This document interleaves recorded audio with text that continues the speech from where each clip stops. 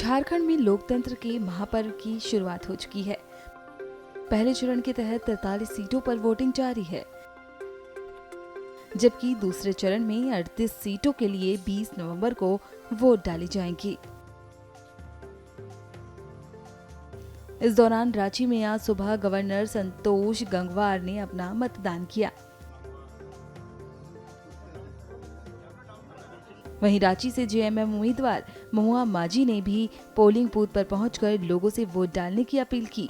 साथ ही बीजेपी सरकार पर साधा निशाना। मैं अपनी जनता से, हमारे बुजुर्गों से और माताओं बहनों से, भाइयों से सबसे अपील करूंगी कि मुझे वोट करें। मैं चाहती हूं आपके शहर का विकास हो, इस राज्य का विकास हो। इस रांची राजधानी जो है झारखंड की, इसे राजधानी बनाना चाहती हूं। कहीं से ये राजधानी नहीं लगता है, कस्बा भी इसे स्वच्छ सुंदर होता है।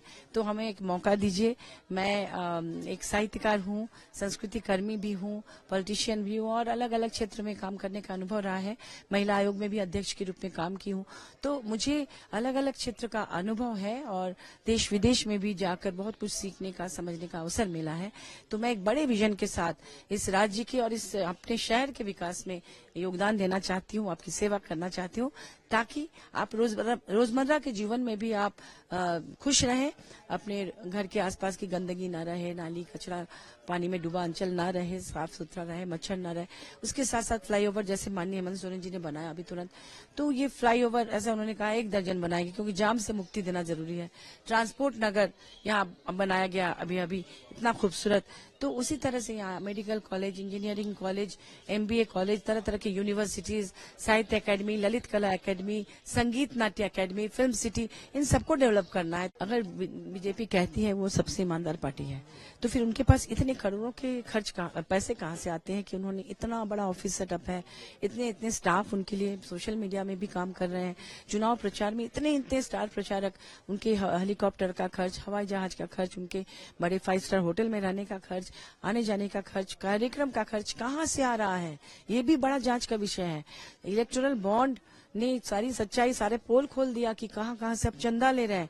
बीफ के नाम पर राजनीति करने वाले, निर्दोष लोगों को आपस में लड़वाने वाले, उनकी घर जलाने वाली बीजेपी सरकार, बीजेपी के लोग, ये बीफ कंपनियों से कितना चंदा लिया है करोड़ों का, वो भी आप देख सकते हैं इलेक्टोरल बॉन्ड में। इस दौरान रांची में अपना वोट डालने आए बीजेपी नेता और रक्षा राज्य मंत्री संजय सेठ ने बताया कि यहाँ की जनता अब भ्रष्टाचार से उब चुकी है। झारखंड की जनता इन 5 सालों में त्रस्त हो गई है, उब चुकी है, भ्रष्टाचार से उब चुकी है। कहते हैं ना, ब्लॉक में बिना पैसे कोई काम नहीं होता है, थाने में कोई पैसा दिए काम नहीं होता, ब्लॉक बिकते हैं, थाना बिकता है। और आप कह लो भ्रष्टाचार का ये आलम कि लोग त्राहिमाम कर रहे हैं। झारखंड के अंदर ट्रांसफार्मर एक बहुत मामूली चीज है भाई।